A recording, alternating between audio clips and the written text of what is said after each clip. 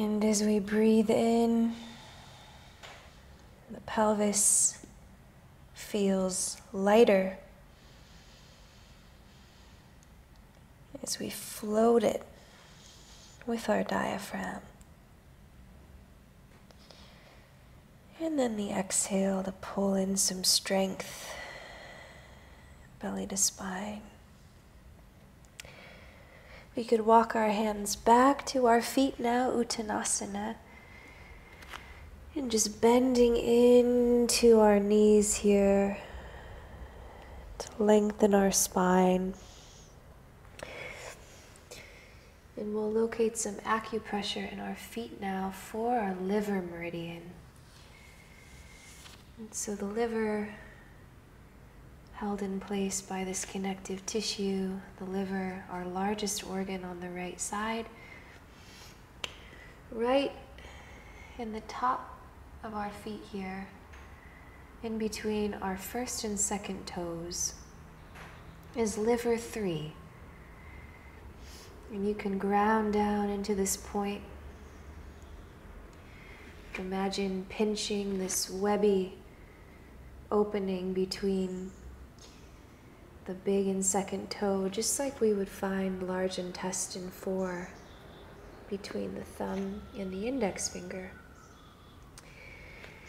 Another beautiful place to connect some relief for the emotional axis.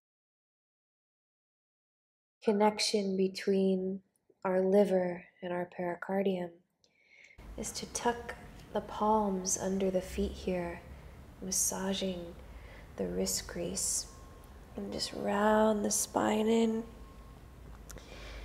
You can pull up on the bottoms of your feet as you round. We lift our tailbone higher here. We can engage our quadriceps, activating the stomach pathway.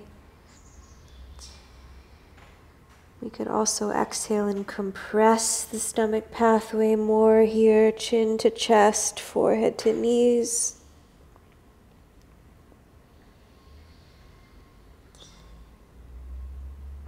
And then just a little gentle flow in between Ardha Uttanasana, lengthen spine, look forward.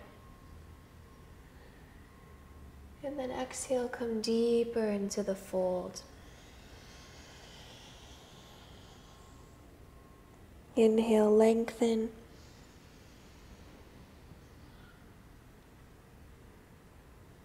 And exhale, fold.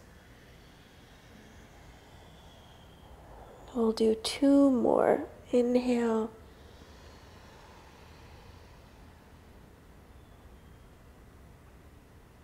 And exhale.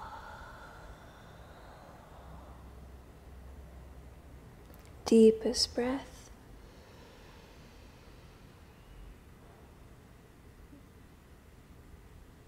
And fold. We can release our grip, walk ourselves forward, coming into a low plank, knees, chest, chin vinyasa. Cobra pose, inhale. And exhale, back to downward dog. And just really spreading everything, spreading feet, toes, fingers, lifting pelvis higher, deepening our breath. And then we'll step our left foot up, looking in between our hands. We exhale, compressing our side body with our leg as we step forward into low lunge, Anjaneyasana. And this is a great place to find blocks. If you have 2 blocks or a bolster, something you can bring underneath your hips here to help you ground in. We'll think a little bit about the relationship between liver, connective tissue, and the rotation of our pelvis. So just trying to keep our pelvis level, guiding the right wing of our sacrum forward to sink deeper. And we could keep our back toes tucked to help guide that, squeezing our right glutes and our right hamstrings. And then maybe bring your hand to your right side body, feeling your breath. Just lift and open through our liver, all the while sinking a little lower. And then we could intensify this experience. Left hand reaching for a block or the floor. You could also rest your left arm on top of your left leg. We'll reach our right arm up and gently lean over to the left. Keep your breath deep.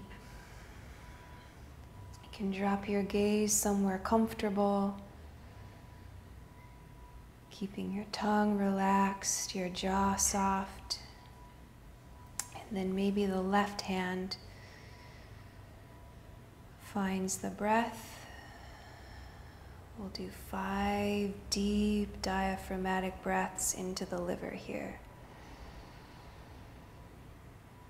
Squeezing the back of our right leg.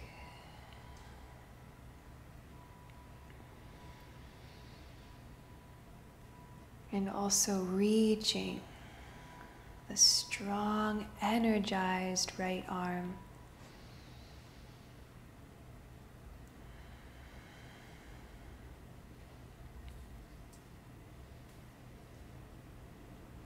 It doesn't matter how deep you go, just that you feel yourself participating in the posture, reaching, breathing.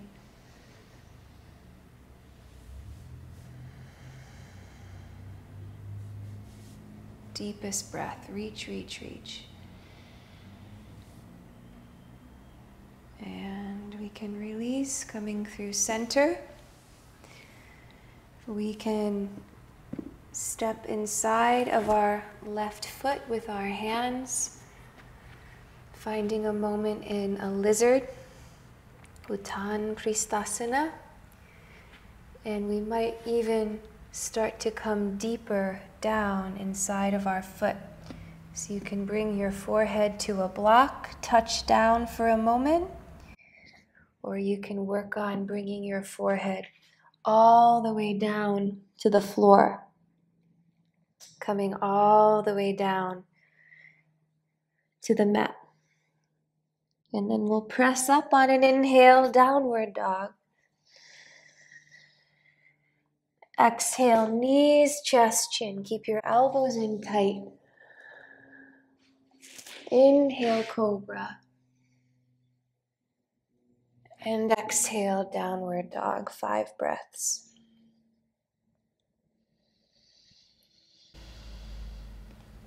Remember, just focus on your diaphragm. Let downward dog feel like an inversion.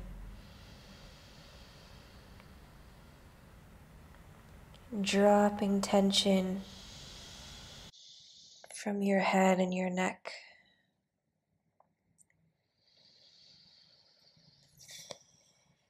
And keep pressing into the hands, lengthening the arms, reaching the tailbone higher.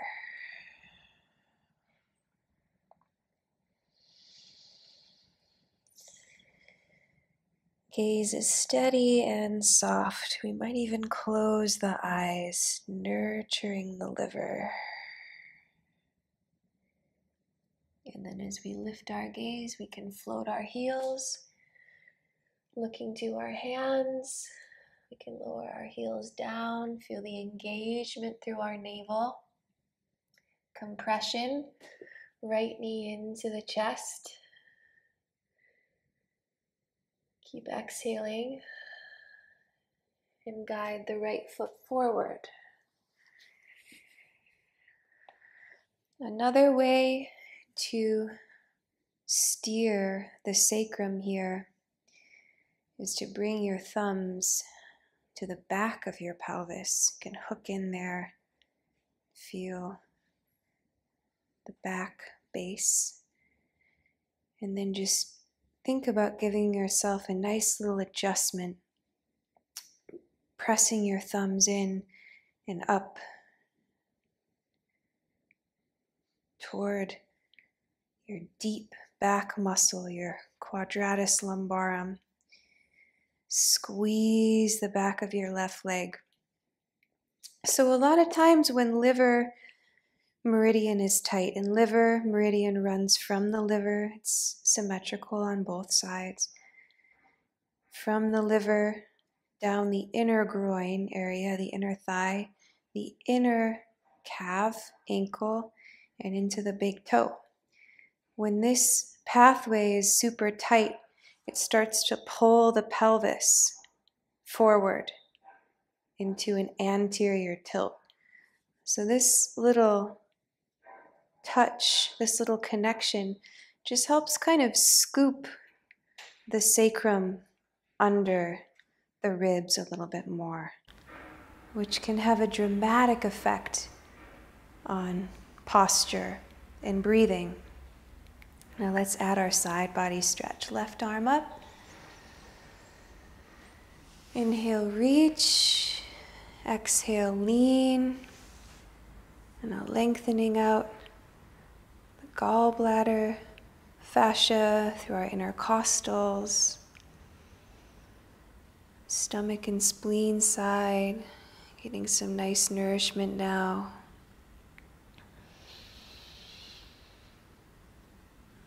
And just find your gaze wherever is comfortable. Squeezing the back of the left leg to go deeper. 5 breaths, reaching.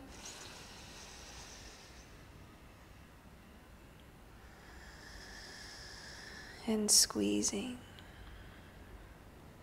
Reaching. And squeezing.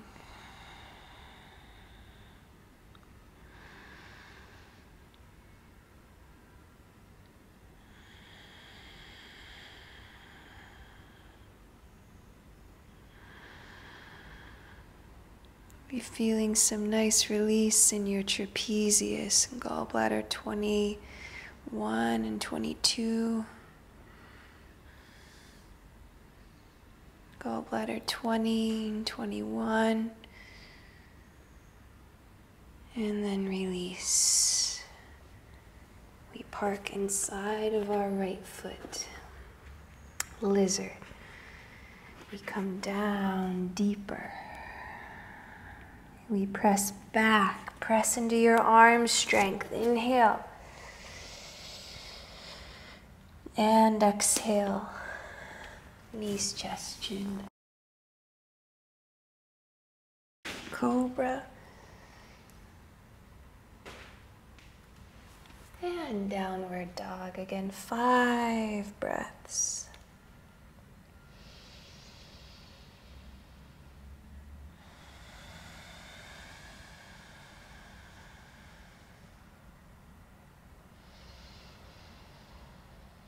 You can meditate on your tongue, staying soft in your mouth, gentle tongue. You can meditate on your stomach pathway from your lower eyes into your second toes. Maybe free the liver channel through the inner legs.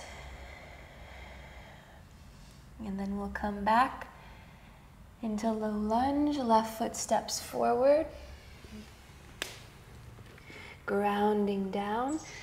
Try to come right where you just were depth-wise in your pelvis. Like sink down, and then this time we can press into the top of our right foot. So finding liver 3, grounding into the top of our foot. We'll reach our right arm up. And this time we'll build a twist. So you can do many things here in your twist.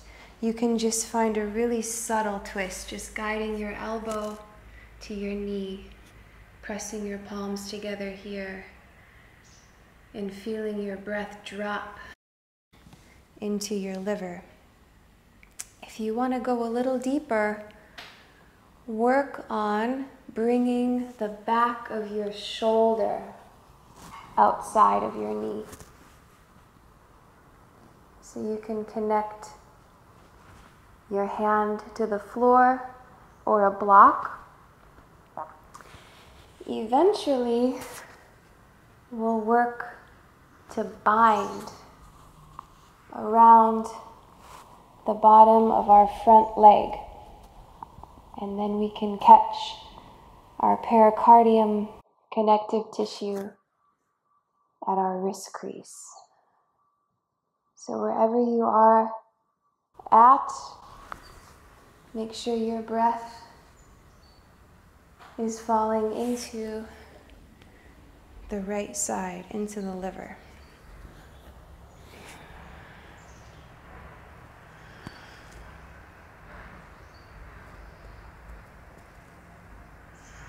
And you might lift your gaze up, feeling the connection to the side body energy here, gallbladder pathway from the temporalis into the side of our skull, the back of our head and our neck, our trapezius. You could also find easy twist here, bringing your right hand to the mat or a block inside of your left foot like lizard, and you can reach up from there, wherever you want to be. Just find an expression that feels like you're breathing into your liver, and you can observe some centering connection on your exhalation.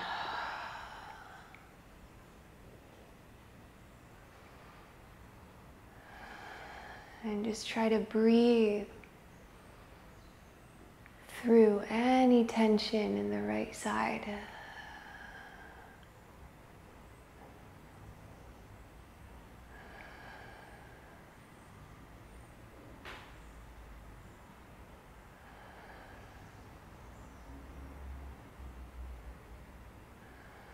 You can always change your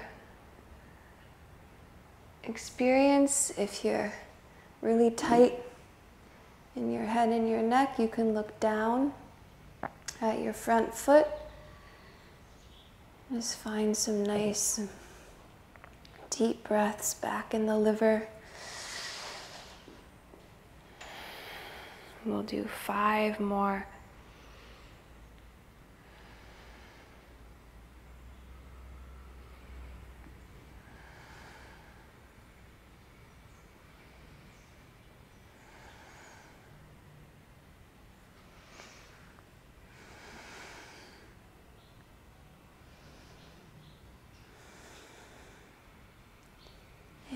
Release.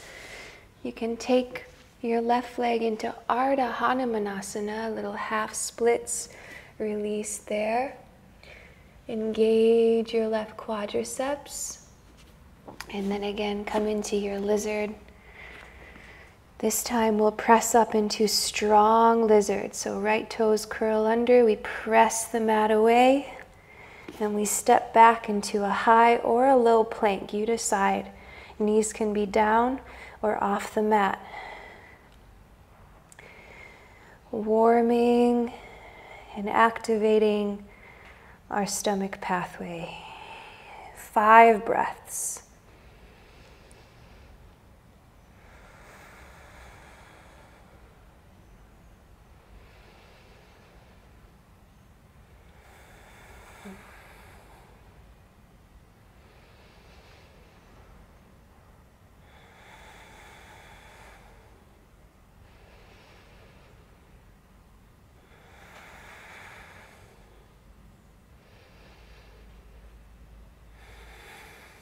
Lifting up,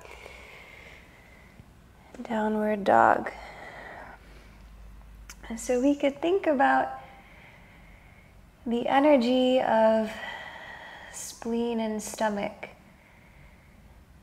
as the earth element. So it's the centering force in the body. It's like Uddiyana Bandha. And when we work with our stomach and spleen, we're nurturing all of our muscular integrity. So the strength of our muscles is very dependent on the strength of our spleen chi, our essence. You could think about having healthy, nourished muscle tissue through the foods that we eat. So when spleen chi is weakened, we might notice that we're weaker in general. The skin bruises more easily. Everything's a little more sensitive. So when we think about the connection between stomach pathway, the second toes, and spleen, which is the inner arches, the spleen is that essence that's holding everything together. And we can sense that as we step our right foot up now, low lunge. We can sense that support. If you imagine squeezing your inner legs together, that's the energy of spleen. It's like sucking and lifting everything up. So it's a very powerful energy, spleen chi. And we strengthen our spleen by softening our liver. We'll inhale our left arm up, crafting our twist as we exhale, elbow or shoulder to the knee. And just think of that centering force every time we breathe out. And we massage our organs.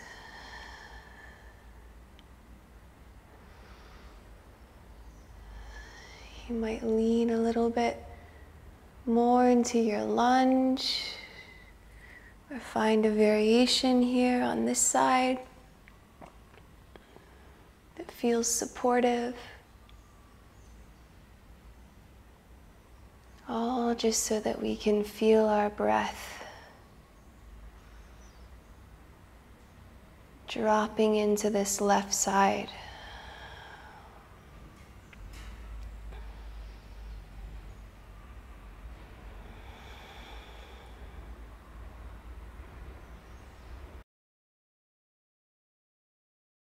And just working to keep our gaze soft and steady so that we can just meditate on the pathways, on the organs, on the energy.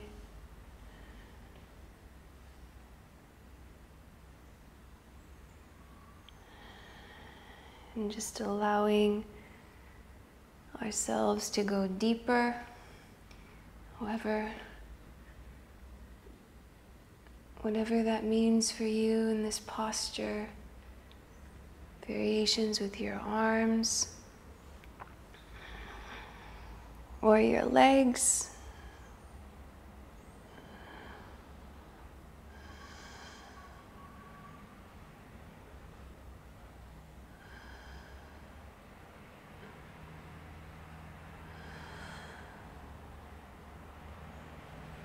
And we can release.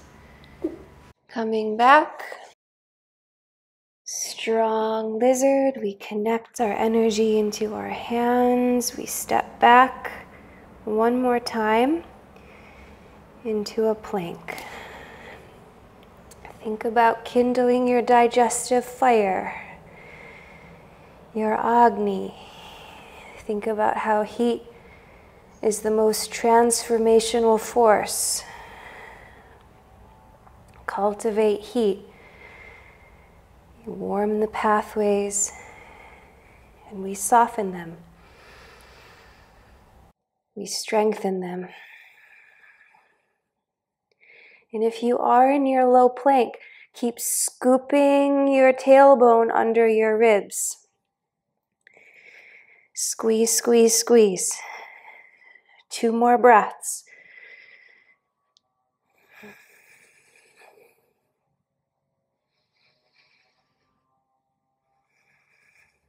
And then lift up. And release. Good job.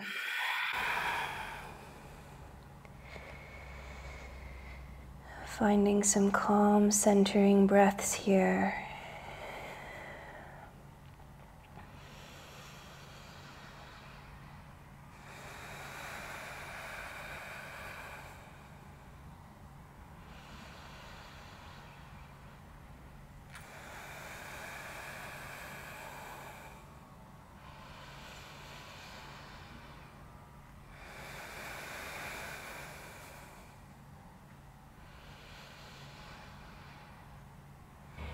Now we'll step our feet wide to the edges of our yoga mat. And as we walk our hands back to our feet, we'll bring our heels in, we'll send our toes out and sink ourselves down into Malasana. And just thinking about the 3 major yin pathways here. Our liver, our kidneys, and our spleen as we press our elbows into our knees.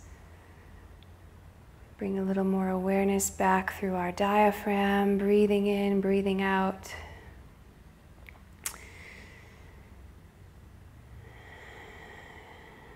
Here's where we can go on a little adventure here.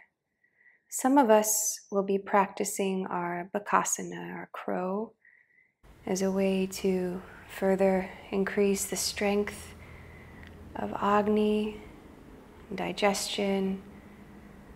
So we come into crow pose by walking deeper into our knees and planting our hands, index fingers parallel with one another, just like Adho Mukha. Lifting heels. And then we just think about lifting our hips up as we squeeze our knees into the sides of our shoulders. We lift 1 foot up at a time and we hold. Just like plank, that strength of our center.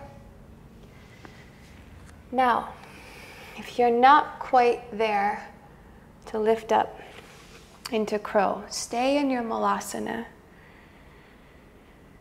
You can just work on breathing and finding some release through your hips. Some of you might even like to practice Baddha Konasana. Your feet together in front of you, and just like Malasana, work to press some energy into the inner legs to lengthen these pathways. The third option is a baby Bakasana. You can come into your forearms like dolphin and plug your knees into your armpits. Then as you shift yourself forward, nose coming over your fingers, you can lift your feet up here. And there's some beautiful acupressure for our heart. So you can decide. Anytime we work with our wrists, our arm balance, we can always release with Padahastasana.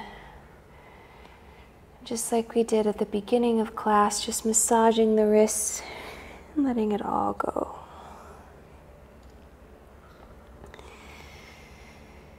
And you can always skip the arm balance and practice malasana with variations. You can always come into uttanasana and practice flowing. If you want to do some more hamstring work or anything at all, you can always catch back up. As we come into Parshvottanasana, so we set a pyramid pose, and we'll work into pyramid pose with a revolved expression to work into our liver. So find your blocks, if you like blocks, for your pyramid pose. You're going to set them underneath your shoulders. You can measure what feels like a nice lift for your spine. You can bend this front knee as much as you need to for hamstring care. But let's set it up. So we'll just come to Tadasana. Feet underneath our pelvis, lifting our toes, thinking about the essence of spleen, that lifting up through the arches. Nice, solid posture here. Pelvis is nice and neutral. And then we just step our left foot up, be half as far as we would for Warrior One. And then send the right toes out so you have a wider pedestal to balance on. And if you want a little release for your spine before we fold forward, you can just gently hold your lower back in your hands and lift your heart up. And then as we come forward, we keep a neutral pelvis. So keep your hands on your pelvis, bend into your left leg, and then come down, reaching for the floor or your blocks, steering your pelvis now, just like we did in Anjaneyasana. Right hip forward, left hip back. Then we can work to compress the front body. Chin to chest. Legs are strong, engaging our quadriceps as much as we can.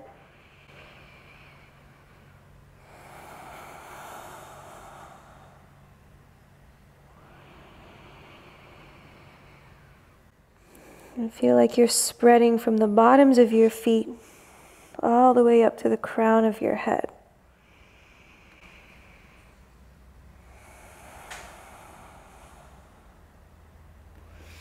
And then if you want to flow here, inhale, lengthen spine just like we did earlier.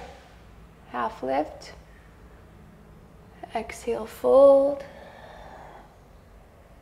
Doing this a few times. Strengthen the legs as you lift halfway. And then gradually soften as we come back down. Now, as you're ready, the next time we're lifted up in our halfway expression, we'll bring our right hand to the top of our left foot so that we really anchor down. We want to keep our feet strong, our kneecaps lifted. And bring your left hand to your low back and pull your right shoulder underneath your body so you twist. Your legs stay level, exactly like Parshvottanasana, but we revolve. And we can lift our left arm up here, or we can keep it at our low back. It's okay for the legs to wobble as you keep finding your strength. Keep engaging your quadriceps. Maybe someday you can plant your hand beside your left toes and your legs are strong.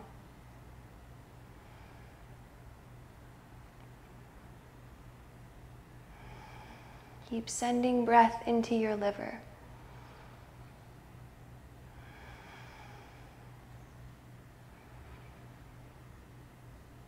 And then we'll release. You can Set our blocks off to the side. We'll step our left foot up a little bit higher and come all the way down into our fuller expression of lizard. You can come down into your forearms. You can stay up on your wrists, opening up your left knee to the side. You can plant your right hand, reaching back for your right foot, adding some quadriceps length there. So many different variations to feel connected to these energies. Liver, spleen, kidneys, traveling up. And if you'd like to go deeper,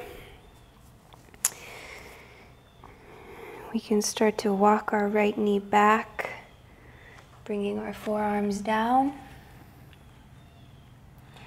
And then squeeze the left knee in toward the left arm. And warm up the pathways.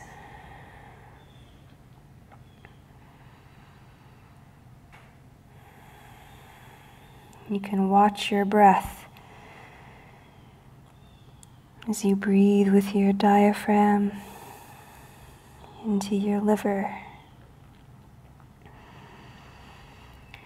There's also some really beautiful acupressure with our knee here into the ground, connecting us with our stomach and our spleen.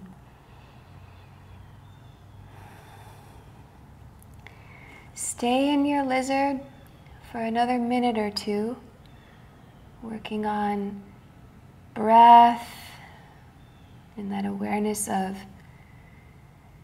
diaphragm's connection to our liver. Some of you, if you want to go into stomach and spleen strengthening, we'll work on deepening our Hanumanasana, our full splits. So with a block to start, you can bring your block back as you heel toe your left foot in front of your pelvis. We can all start in Ardha Hanumanasana just to begin, connecting back with that spread that we found in Parshvottanasana, that beautiful length up the back of our leg. And then as we gradually lengthen out here, our feet away from each other, we can bring a block underneath our left hamstrings just to help soften the experience. We want to keep a level pelvis, so you can keep your right toes tucked under. And then just work on engaging the left quadriceps. That's a really beautiful way to strengthen spleen, stomach. You can engage our right glutes and our right hamstrings to soften the right psoas. And then little by little, this block can drop down, one level at a time. We can hold, feeling the strength of our left quadriceps. You can always still be in your lizard too, wherever you're at. Eventually, the block will come out. You can bring blocks back beside your pelvis and work on meditating through the stomach channel from the lower eyes into the second toes, and maybe the back foot comes into liver 3 again.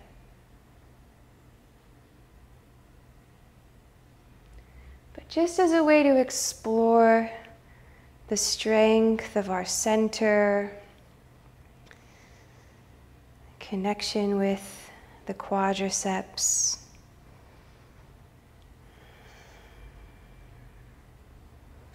it's also the second chakra, the earth element.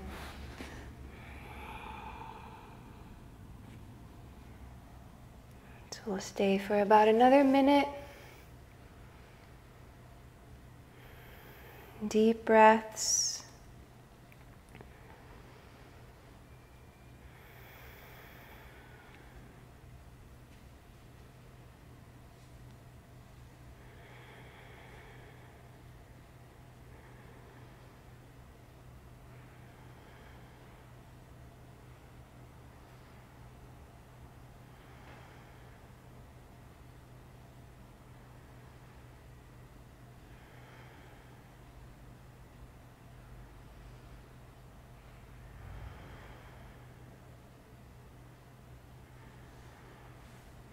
And as we all release, we'll meet back up in our lizard. And then we'll connect back through a low plank now as we slowly lower all the way down to our mat. Centering our chin, baby cobra. And pressing back to a child's pose. Knees wide, connect with liver 3. Can ground down, forehead to the mat.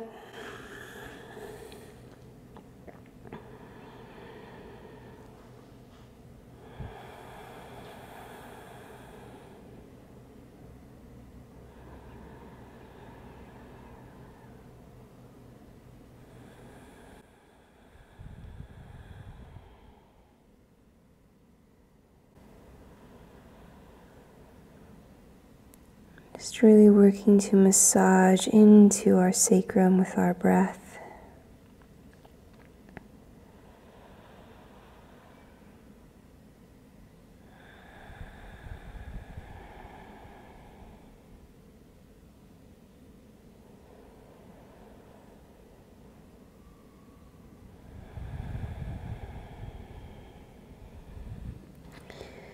And then as we lift back up through Adho Mukha, coming back into downward dog, resting, receiving. Maybe notice the space now we have available in our legs, and how everything is connected. If we smooth out the back of the legs and the inner legs, and then when we get into our final sequence, when we go deep, deep into the IT band, the gallbladder channel, everything's just so nice and spacious now. Room for the body to breathe, to grow, to heal. And we'll walk ourselves back again, hands to feet, as we lift back up for our second side, Parshvottanasana. So right foot stepping forward, left toes out, hands to our pelvis. We'll lift our sternum, we'll lift our gaze, just a gentle heart opener, guiding our spine down and forward. We can reach for our blocks or the floor, rounding chin to chest, forehead to knee.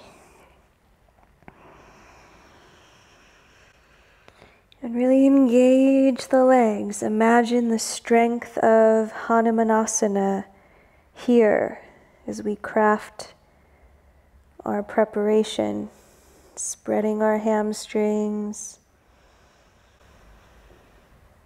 breathing into our liver. We could find that gentle flow. Inhale, lengthen spine, look forward. Exhale, round down. As we lift, we lengthen our legs more, squeezing our knees, our quadriceps, maybe even hovering our toes off of the mat, and then fold. One more time, reaching length, Keep the legs strong, and then we'll set up our revolved expression. So make sure you like the stack of your feet here. Your stance is wide enough. You feel nice and strong and supported. You can bring your left hand to the top of your right foot to begin with. Right hand across the low back. You can stay here. Just work on balance and strength. You can start to pull yourself into a twist. Keeping legs strong and just letting your breath fall into your left side body.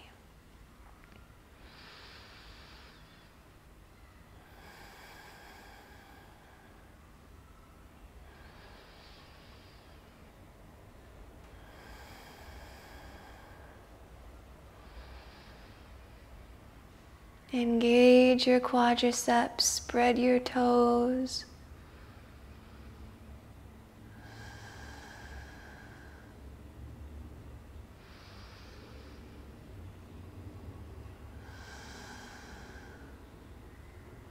And release.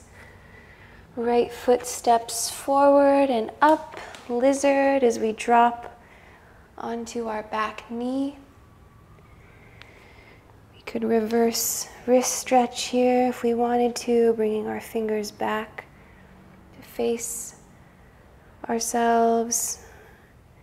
Maybe some gentle rocking into the hips and the groin to find some release for liver. And then go ahead and explore a variation here, either reaching back or walking your left knee back. And you can always roll into the outer right foot as well, just bringing a little more stretch and length into the IT band.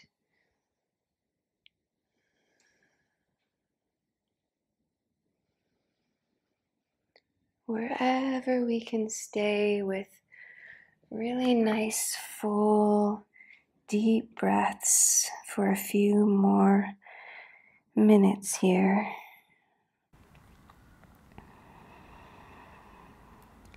To really affect the pathway, we have to stay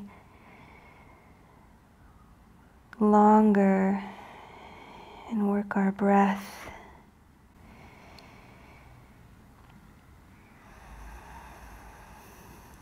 To gently soothe our nervous system.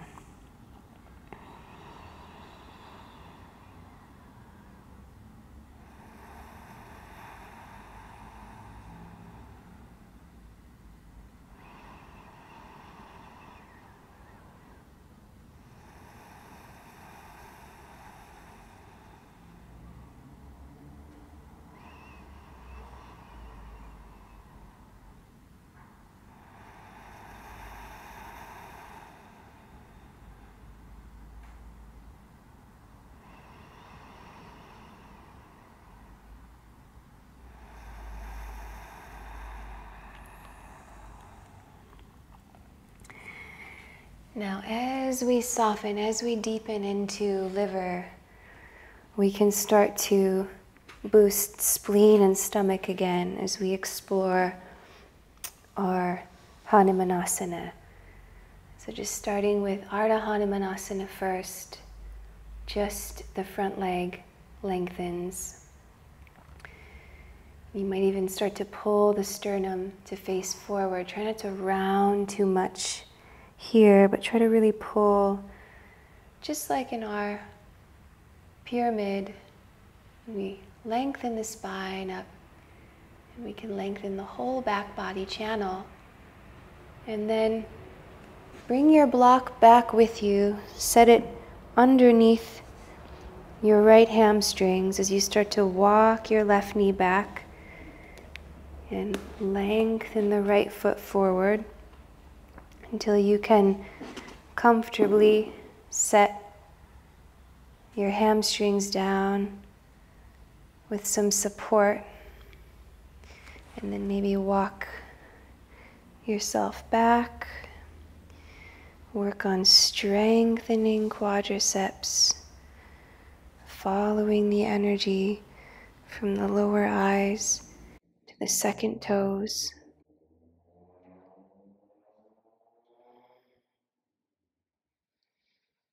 And it's totally normal to have a discrepancy between our sides. If you want to stay on a different level with the block, you can add variations with your arms, bringing some more freedom into the upper portion of the stomach pathway, the sternocleidomastoid, the face, the neck, the jaw. And then a good signal to go deeper, you can just drop down one level at a time and keep holding your quadriceps, keep squeezing to find more length.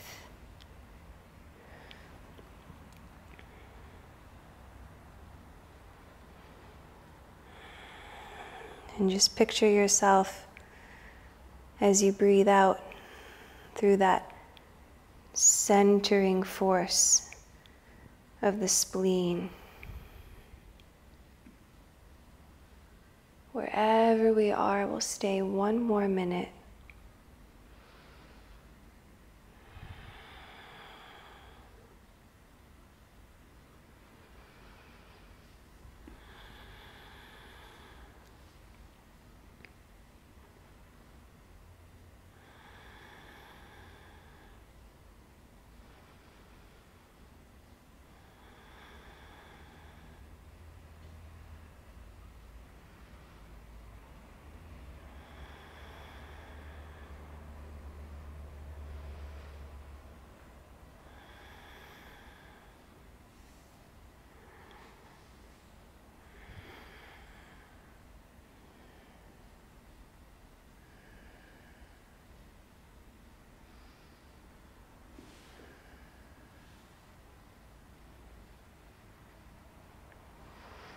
And as we release, we meet back up in our lizard,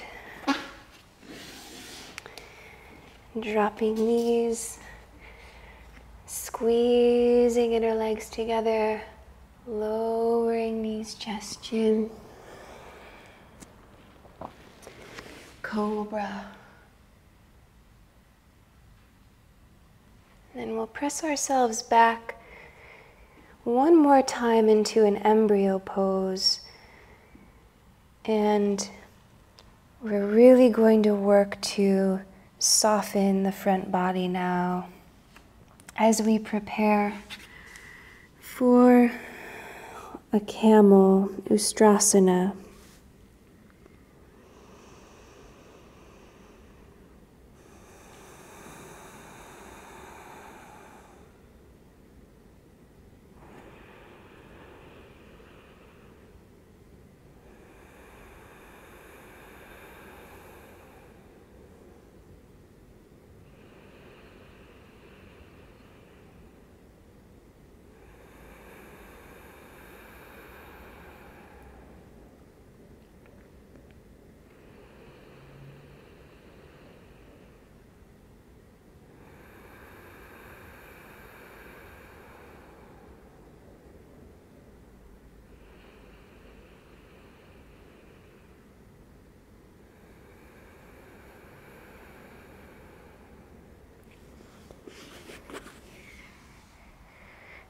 And then we'll just start by sitting on our heels for a moment, and we'll work with the sternocleidomastoid now, the upper region of the stomach pathway. So sternocleidomastoid is this ropey, tendinous muscle that travels from our clavicles up to the base of our skull. And this is a really powerful place to massage when we feel like the stomach chi is rising. So back to the idea of middle burner stress causing acid reflux, upset stomach. The energy of the stomach wants to flow down. It's more apana vayu. So we harmonize by releasing tension that gets stuck in the throat and creating tension in the SCM. So you can just pull this muscle, just really, being really gentle. There's also obviously our carotid artery is here.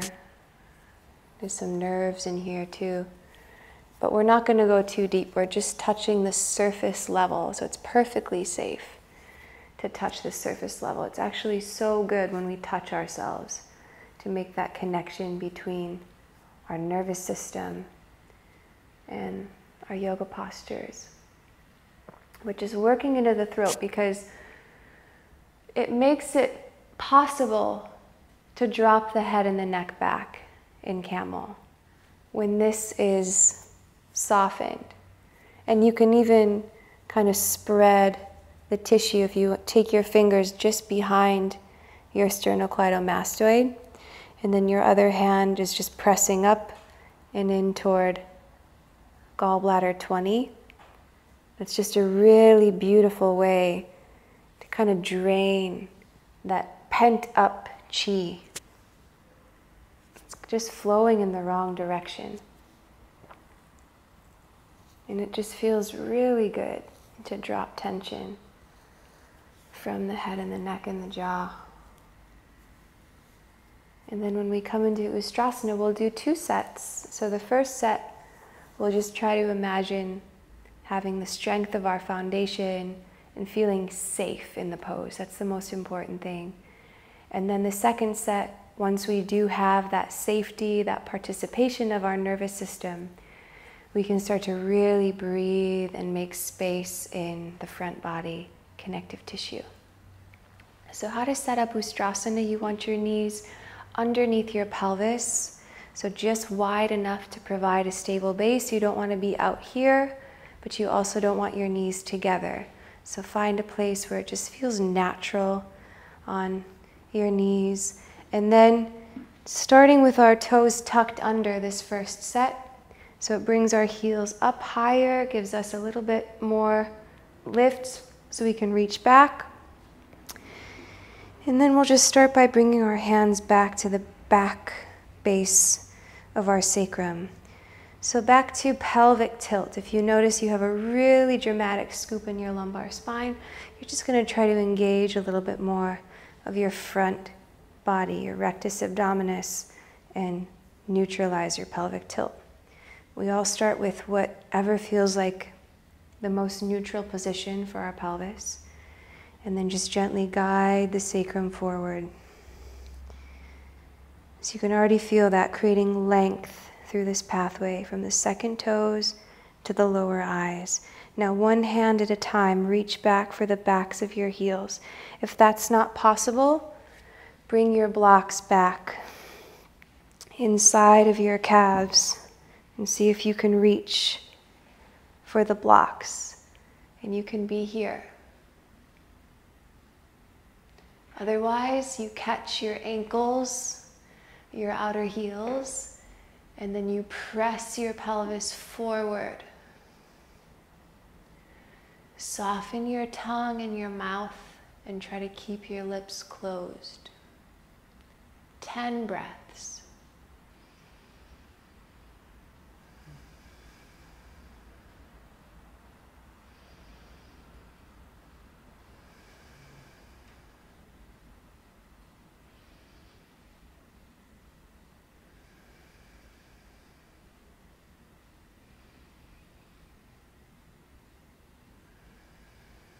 Slow the breath down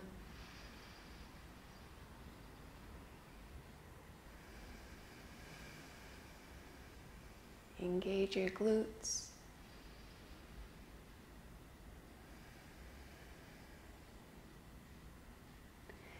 If you need to come out, bring your hands to your low back. Lift your spine up first. And then your head and your neck. And then sit back in your heels for a moment and just observe. Imagine all of the space that we made in through our lymphatic system, the whole front body. So in our second set of Ustrasana, we can go a little deeper and meditate on the digestive tract and the stomach meridian. So coming into it with support, again for the back of the sacrum, imagine sending your pelvis forward as far as you can, engaging your glutes, engaging your hamstrings, and then just gently falling back, one hand at a time. Continue to press the pelvis forward, arc the spine back, and open the front body. So we can engage the triceps, the backs of the arms, to open up the shoulders. And just direct our soft, steady gaze back, softening our tongue. And we'll stay for 10 breaths.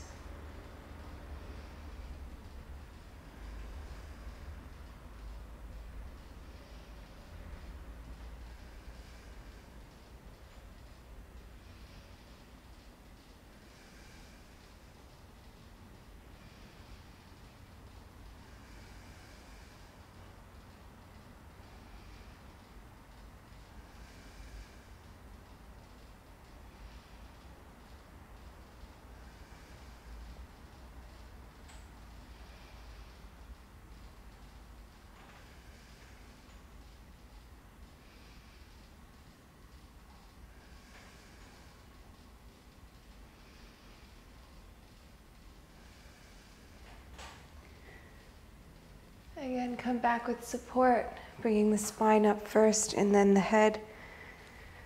Sitting back in the heels. And you can always pause this and stay in Ustrasana for more time. In between sets, if you want to do more than 2 sets, you can find some acupressure just at stomach 12. So we follow the sternocleidomastoid down behind our clavicles, and we just gently hook in behind our clavicle on each side, and just gently hook in and release some tension.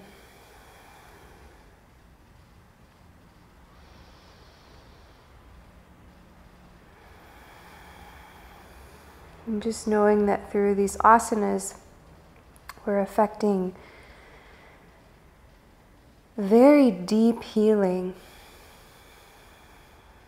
for the body. And with time, we can course correct these postural imbalances and accumulated tension and stress patterns, just simply with our awareness. And the cultivation of our breath. Always reconnecting with our diaphragm. So I'll show you one more point here before we come onto our back. So we just did a beautiful integration for the stomach myofascial pathway, the stomach meridian, and now we're coming back into the liver. So liver 14 is a really interesting acupoint because there are 2 areas to locate connection with the liver organ through its myofascia. So just below the ribs, if we can sense where our floating ribs end, and in line with the SCM, you can find lower liver 14, which is just right like in the center of the ribs, just below it. And we can breathe in there. And just like diaphragm connection, just like diaphragmatic release, we could sense how the liver affects our diaphragm. So when the liver is constricted or tight or inflamed and there's tension, it affects our breathing.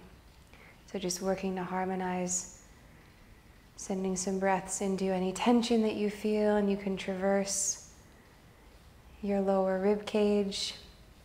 And we get into the center below the sternum. There's conception vessel 12 and 14 here, which are very powerful points to connect with the sea of yin. So when liver is predominating and there's all this energy being expended through digestion and stress that's placed on the liver, it really drains resources that could be going toward the heart and draining those resources from our kidneys. And then back to the spleen being weakened. Spleen is not providing kidneys with enough nutrients, so then we have kind of just a vicious cycle of deterioration that happens where the yin is drained. And that just leads to exhaustion. If you feel tired all the time, could be yin deficiency. If you get really cold extremities, your circulation feels weak. So we can connect acupressure along this conception vessel line. Again, just to free tension. And try to touch something deeper. Like try to sense the reservoir, the container of the heart, so that we're not repressing emotions, we're just letting ourselves really exist from that place of deep wisdom and all-knowing. And then the surface tension, the surface emotions, the stress, whatever, that can just kind of come and go when we stay really strong in our core, our Shen. So you're always welcome to explore CV points, and we'll get into these more in the next series when we deal with the upper burner stress patterns. If you have more anxiety and you feel like you always breathe with your chest, or you get pain in your upper back and shoulders, the back of your neck, the upper burner series will be really helpful. But the middle burner, the main CV points are again below the sternum, below the xiphoid process. So like right in that little alcove to connect with. And then if we found upper liver 14, if you follow your last two floating ribs, you can feel just above those last two floating ribs, there's an indentation, a little divot. And this is liver 14, which is a super powerful point. Relieving stress tension from the liver, opening the chest, especially the thoracic vertebrae. So you can work with acupressure here. And then we'll come onto our backs and we'll find Supta Baddha Konasana, which is reclined butterfly pose or reclined bound angle. And you can bring your blocks, if you like blocks, To support underneath your knees, this can be a nice place to rest, and then we can continue our exploration of our ribs with acupressure on liver 14. And we want to hold it long enough that we can really feel how our breath helps dissolve the tension. And just meditate on the idea of the organs being affected by their myofascial pathway. Our organs are held in place by this connective tissue, and when we press on it, when we affect deeper layers beyond just the surface of our body, it has a very healing effect. It's like being able to go into the liver and just kind of put a hand on its back and soothe it a little bit. And we're also calming our entire nervous system through diaphragmatic breath. If you want to imagine the inside of our body looks just like the roots of a tree, or if you've ever repotted a plant or you've pulled a plant up out of the ground, that's exactly what we look like on the inside of our body. Our nervous system is just like the roots of a tree. So imagining our diaphragm as this little wave, this little massage that gets into all the nerves. We're massaging all of the nerves that branch off from the spine. And then obviously if we were to follow the spine back, we'd reach the brain. So we calm the frenetic thoughts and the agitated mind. So that's really how we bridge emotions to the physical body, is through the nervous system. And when we work into the yin, the internal yin pathways here, the kidneys are really related to our sense of survival. So adrenal fatigue and that fight or flight state, if we stay like keyed up in that all the time, that really starts to drain yin. So everything's connected. Even as we work with a middle burner and we're addressing our liver and our stomach and spleen, we're still boosting our kidneys, which helps everything. We're staying centered in our heart, which is very healing. And then we're deepening our breath and connecting with our lungs. So it's just a beautiful way of recognizing our innate ability to heal. And we heal so much faster when we allow ourselves this permission to relax. So really enjoy these moments with yourself, just to breathe here on your back. If you ever don't have time for a full asana sequence, like this full practice from start to finish, you could just start here with a body scan, with the acupressure, and then just see if you feel like exploring any other postures. We'll come into our supine tree pose next. So just like standing tree, supine tree, we'll lengthen our left leg down beneath us here, like our standing leg, and we'll just keep our right foot up inside of our left leg. And some of you might enjoy placing a block or something inside of your lifted leg as a way to connect with the yin pathways. You can also rest your hand there, like the energy of frog when we want to soften this internal landscape. And just finding a few deep breaths there. You might engage your glutes, finding a little more external rotation.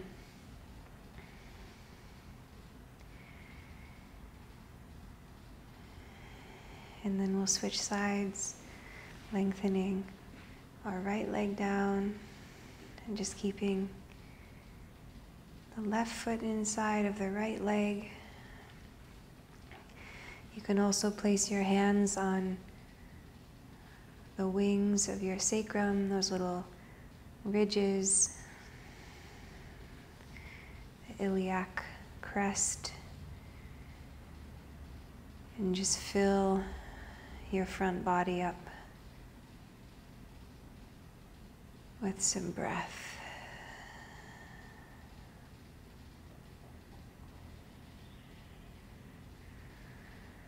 And then find a nice little massage for gallbladder 20. One more time, the base of the skull, the occipital bone. And then we'll come into a supine figure 4 pigeon stretch for our IT band. So we'll bend our right leg, we'll cross our left ankle over our right knee, sending our left knee out to the side. And you can make this as intense or as gentle as you like to. Keeping your right foot flat on the floor will be pretty gentle. You can just gently press your left knee out and away to the side. Imagine externally rotating your hip. Level 2 would be to reach around for the back of your right hamstrings. You can lengthen your right leg up. From here, you can roll your right ankle, finding some freedom in your joint. And then level 3 is to wrap around the left shin. So the bottom of your left foot comes inside of your right elbow crease, and you're just cradling your left leg. And then you can keep your right leg extended here, finding some nice length in the hamstrings, or you can keep your right leg bent. You could even massage your kidneys, gently rocking side to side as you feel some relief in the left hip.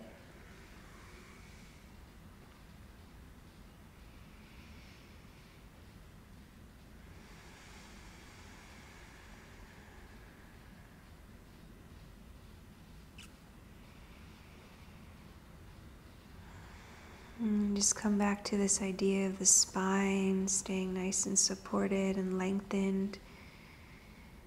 You might gently tuck your chin in toward your collarbones.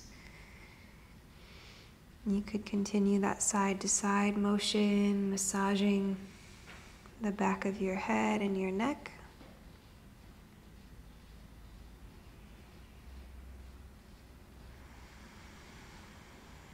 Five more deep belly breaths.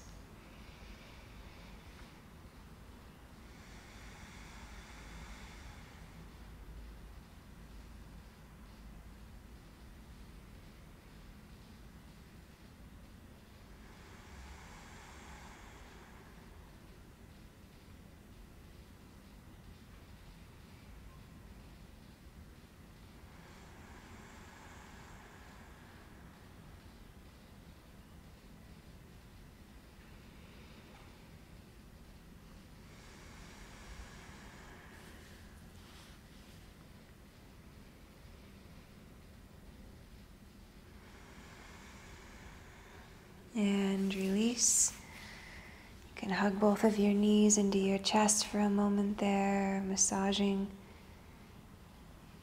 hip flexors, trying to keep our low back anchored into our mat so we still find some nice connection, pulling our navel in toward our spine, maybe engaging Mula Bandha. Feel the lift and support of the pelvic floor, and then we'll switch sides. Right ankle above our left knee. And you can even just take some nice sweeps of your right leg, like beyond your left leg, only if that's okay for your knee.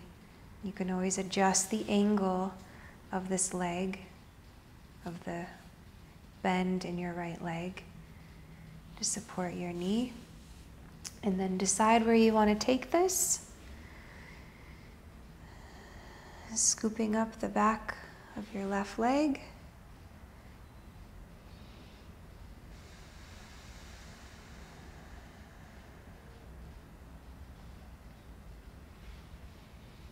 And maybe scooping up the entire shin.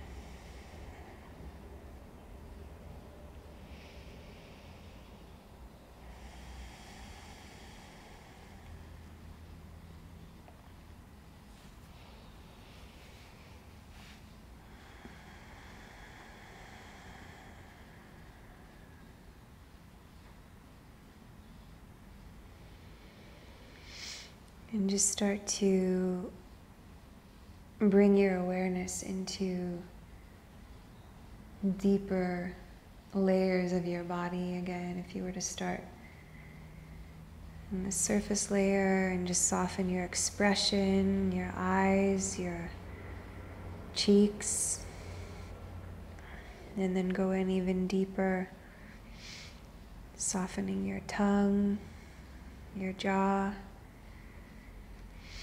And then we could try to go really deep into the body and relax our spine.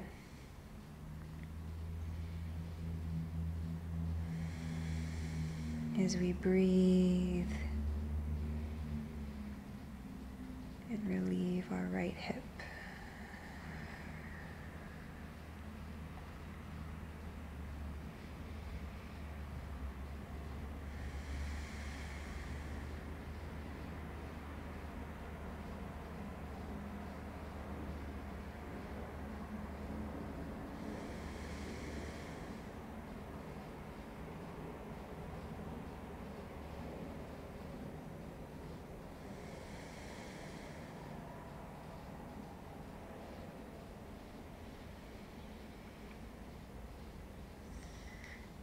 Deepest full body breaths now. Just really massage your organs, your diaphragm.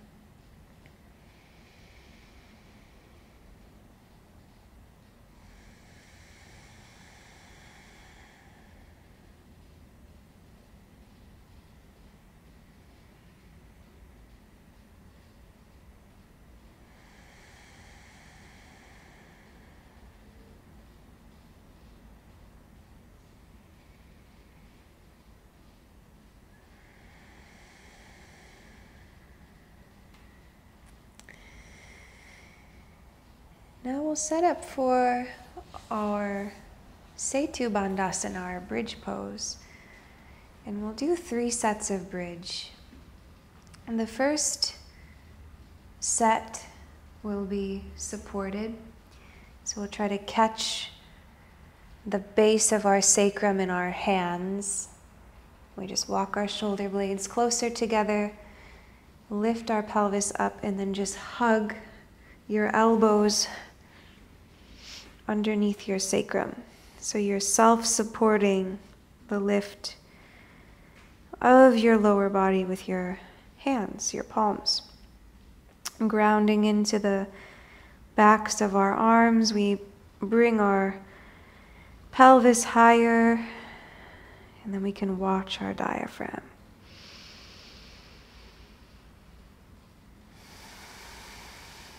And trying to lift the chest into the chin. Jalandhara Bandha now.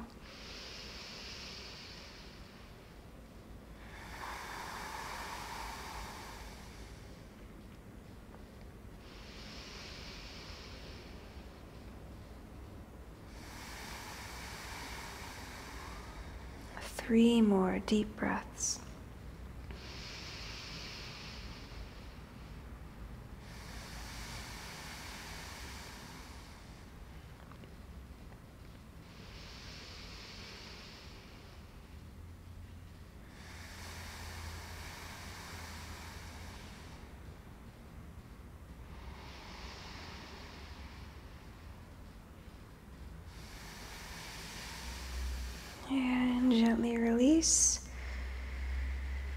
bring our feet wider, let our knees fall in toward one another for a moment, and bringing our arms into our heart mudra here. So we just spin our thumbs up into our hairline and our fingers caress our lower jaw, and it just kind of pulls a little more space in the heart cavity, in the shoulders and the chest. And now the second set will be with muscular strength and support. And we want to try to reach around for the front of our ankles.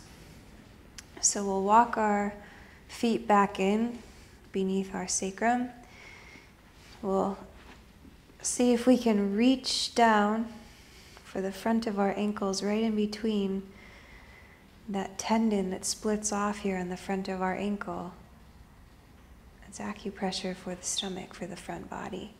So you can hook in there.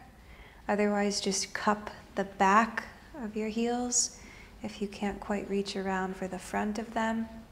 And just pinch bladder 63 and hold on to your heels. We're going to go up and stay for 5 deep breaths, lifting up as we're ready.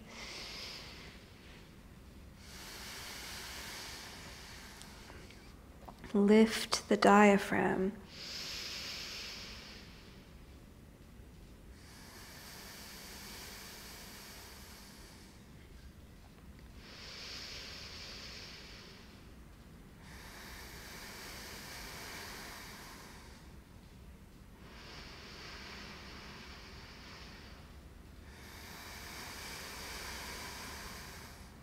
Deepest breath.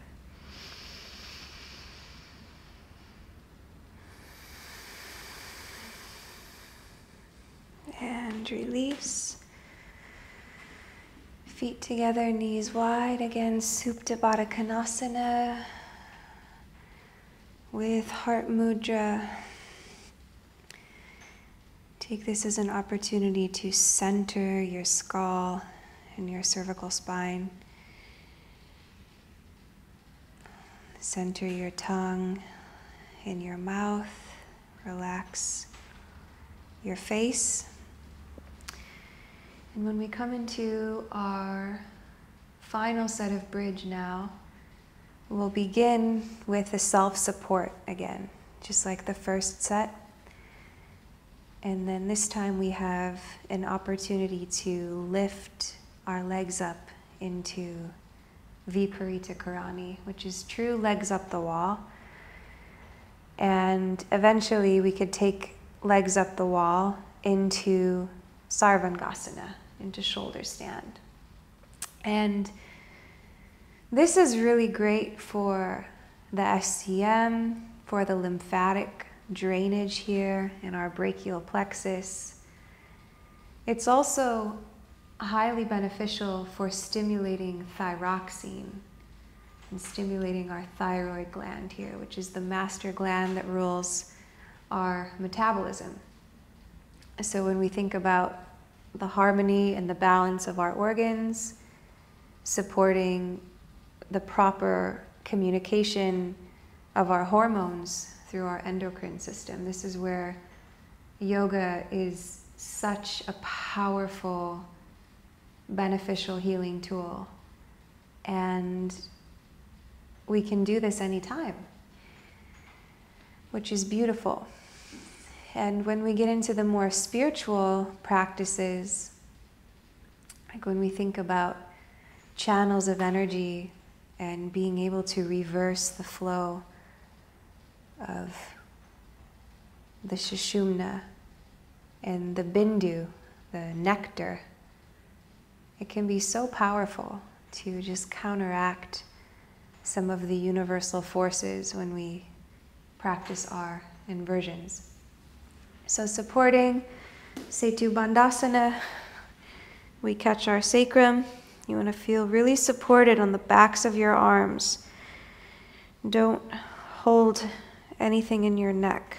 You should feel 90% of your focus in the backs of your arms and your shoulders. And then as you're ready, just catch. You can flip your palms around however you want to hold your sacrum. And then create like a little sieve right in here. So your breath is concentrated in your navel. And if this feels too awkward and you want to take it back into your bridge, into your halasana, rather, your plow, then you can bring your feet up overhead. And the same idea. We watch our breath massage our abdomen. And you can try coming back in between the two to Viparita Karani or Halasana. Feel what's better for your breath. And then if you wanted to go a little deeper from Viparita Karani into Sarvangasana,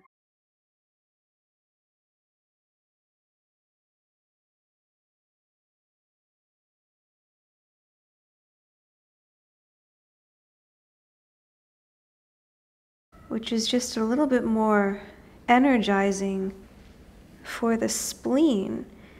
You just bring your hands up a little higher on the back of your rib cage and then use some spleen strength to squeeze the legs together and lift the feet up.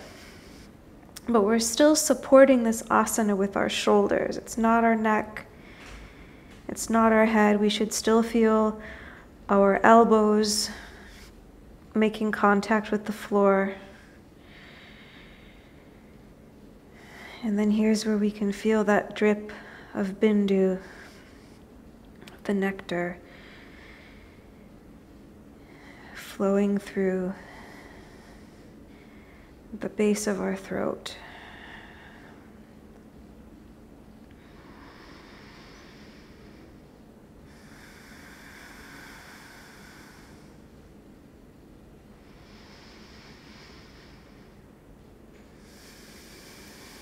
We just want to stay in any expression of an inversion. We can just try to stay for a few minutes, maybe 2-3 minutes.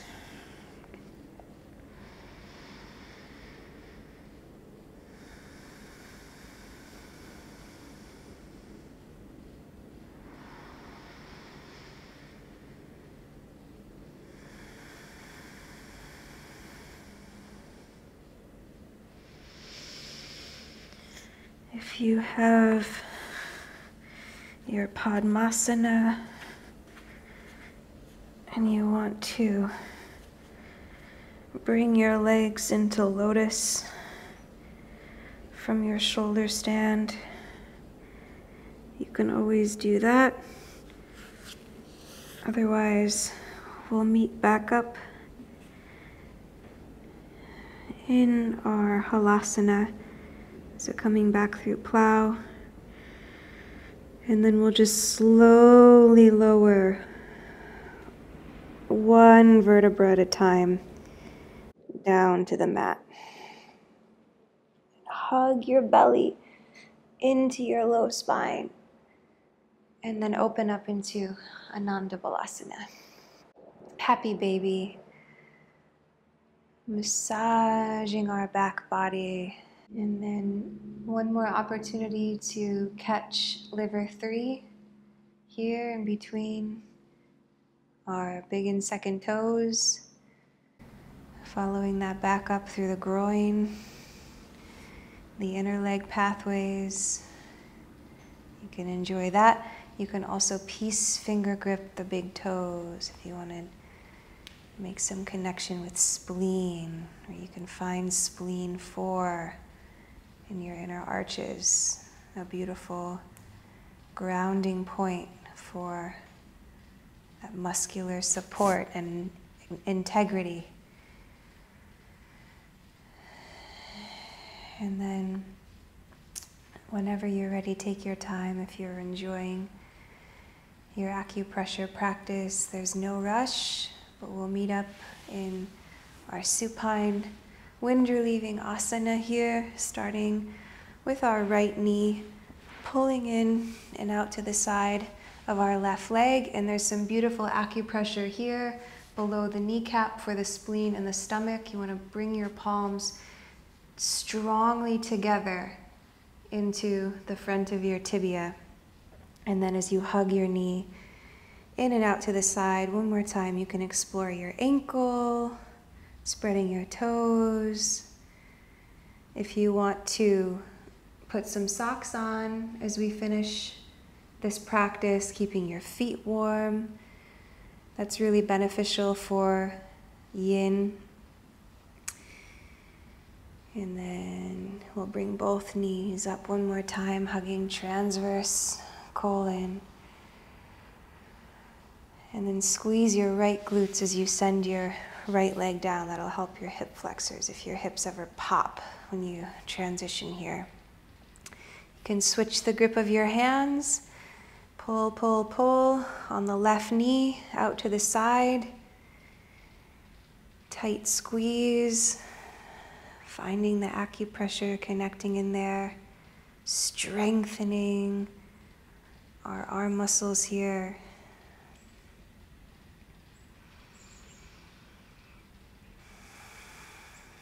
And then we'll take this right into a spinal twist. So we'll wrap our left leg around our right for Garudasana. We want to shift our hips more to the left so we can stack our pelvis. And then our right hand will come to our left side body. And we can reach our left arm out to the side, keeping our palm down, just to add a little pericardium stretch. And then just feel how each breath lifts and massages into our left side body here. And just get carried away into that rhythm, nurturing our spleen. If you're ever curious about spleen acupressure here, you want to follow your side ribs just below the armpit. You can explore the spleen, that great net of energy that's holding everything together. There's a beautiful sacred connection between our spleen and our heart as well. Like nourishing the body is a way to provide self-love, self-care. So that's back into the second chakra, which is that innate will of creation to sustain life through nourishment. And then it's also our intellect, our yi. So we should take care if we have a weak spleen, taking care to observe our thoughts. We don't want to overthink or worry, which just drains our precious energy. And we can twist the other way, wrapping our right leg on top now, shifting our hips underneath our right shoulder, knees fall to the left. Left hand finds our liver. Right arm out.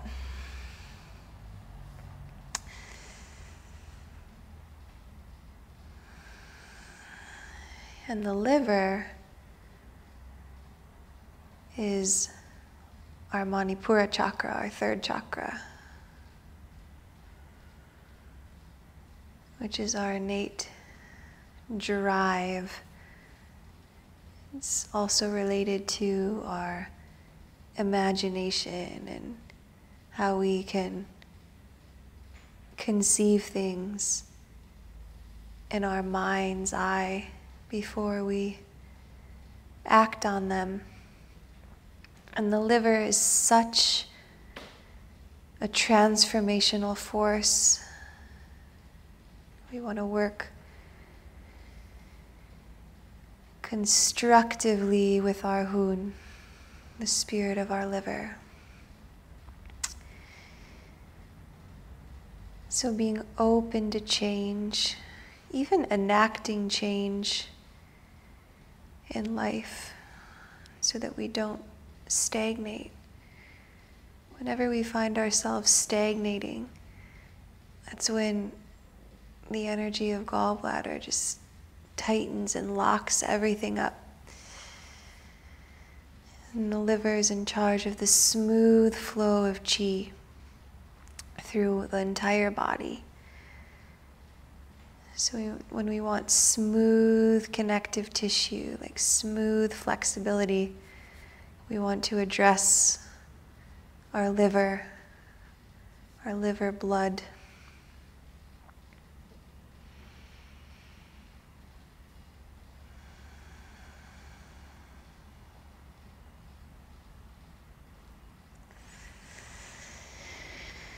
And then we'll release and unwind, coming into final Shavasana.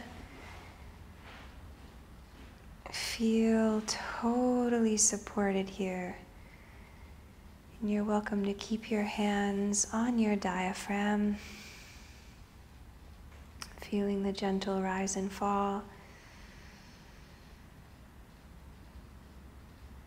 of each breath. Otherwise, another beautiful place to release is just with your arms overhead, tucking your chin into your chest.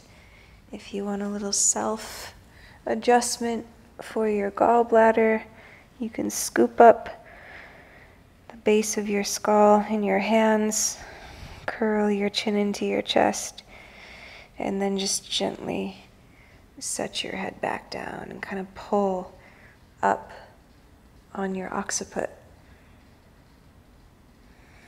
Sometimes wrapping the arms into eagle arms here can feel nice.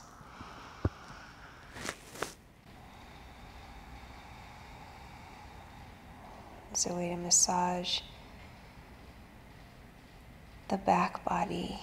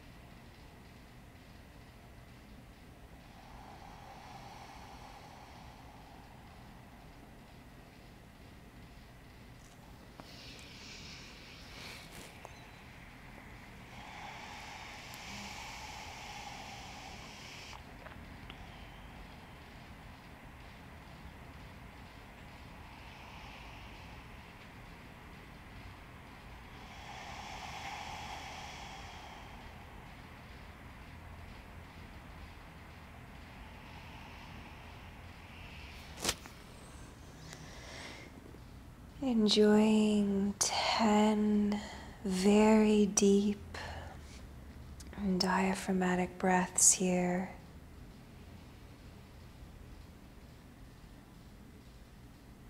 Going so deep now into your body, healing and revitalizing. Starting with the tip of your tongue again, relaxing it on the roof of your mouth.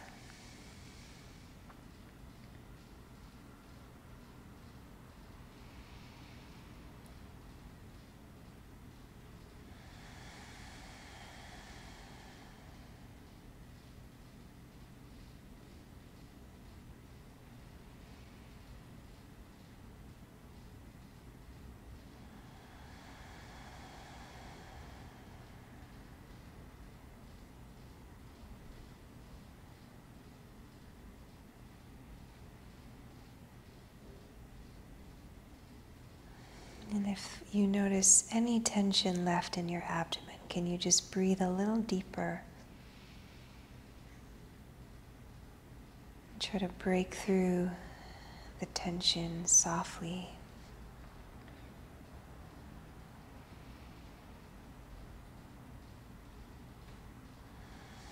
Everything totally relaxed.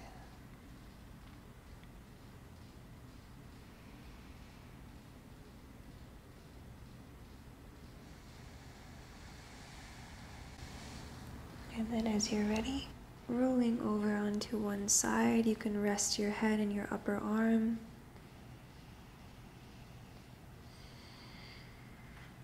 Continuing to feel the freedom of our very deep breath.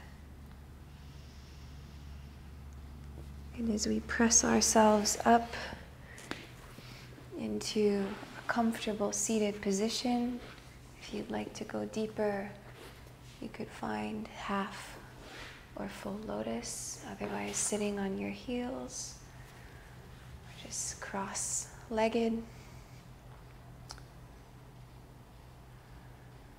We honor our dedication to our yoga practice, and we in turn dedicate our energy to the benefit of all beings, so that through this practice, our actions could inspire more peace and harmony. May we love each other and all beings, all life is sacred. If you'd like to join me in the offering of the Sanskrit prayer for universal peace and freedom, we say, Loka samasta sukhino bhavantu. May all beings everywhere be at peace and free. And we'll anchor this energy in our heart so that our actions can ripple out into the universe and touch the lives of others. It's the gift of yoga. As we're ready, we'll inhale deeply, deep into the kidneys. Loka samasta sukhino bhavantu.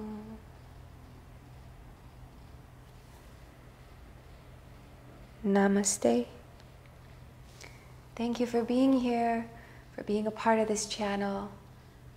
And I'll leave us with just one additional helpful note of wisdom as we work with our liver and our spleen, the wood attacking earth, middle burner stress pattern.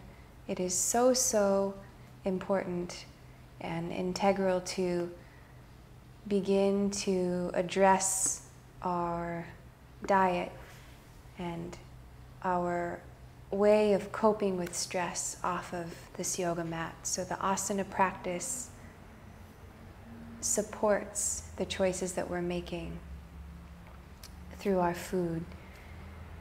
And the easiest way to unburden the liver is just to eat a more harmonious, light diet. So in the fall, just look to nature. We have an abundance of root vegetables in season right now, squash, potatoes, pumpkin. And just eating a lighter diet, so less heavy oils and processed foods and foods that clog our liver. If you can limit meat consumption, that makes a really big difference. Saturated fat is so harmful for the liver, just like alcohol. It's a poison. So be mindful, everything in moderation and balance. and as healthily as possible, treat this temple. And that's when we start to see the real transformation. And then once we've addressed liver stagnation by lightening our diet and just being more supportive, nutritious foods that we're eating, and our stress naturally subsides because there is definitely an emotional component to processed foods. It affects our mind, and even the consumption of foods, tamasic foods, that have the energy of violence, which is why as yogis we don't participate in eating meat that's been slaughtered, because that energy, we wouldn't want to retain that energy. So it's a very spiritual choice, and I totally respect and understand if you feel differently. But just try to think about the big picture, like how kind are we being to our liver? Are we managing our stress? And then are we supporting our spleen? Spleen loves the sweet foods, back to squash, apples, warming foods, things that really give us a sense of nourishment. That is the ultimate gift. From Ayurveda, we eat in harmony with the seasons, and then the asanas are just a way to kind of move things along.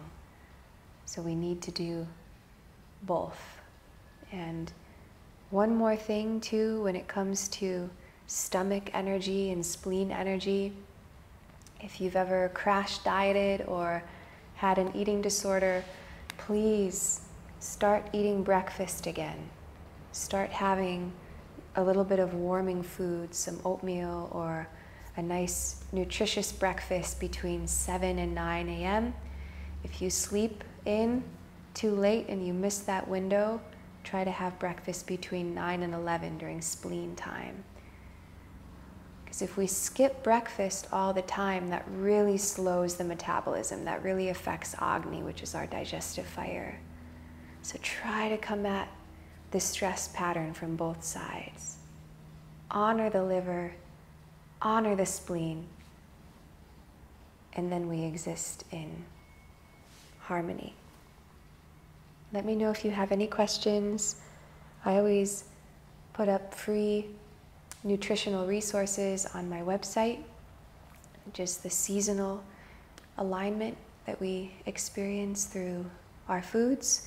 But if you ever feel called to go deeper into a personal experience with Ayurveda and 5-element healing with this wisdom, then please reach out. I'd be delighted to share and work together. And thank you again so much for supporting this channel. I'm so happy to be back sharing classes and connecting here again in this space. So, namaste. And I'll see you soon.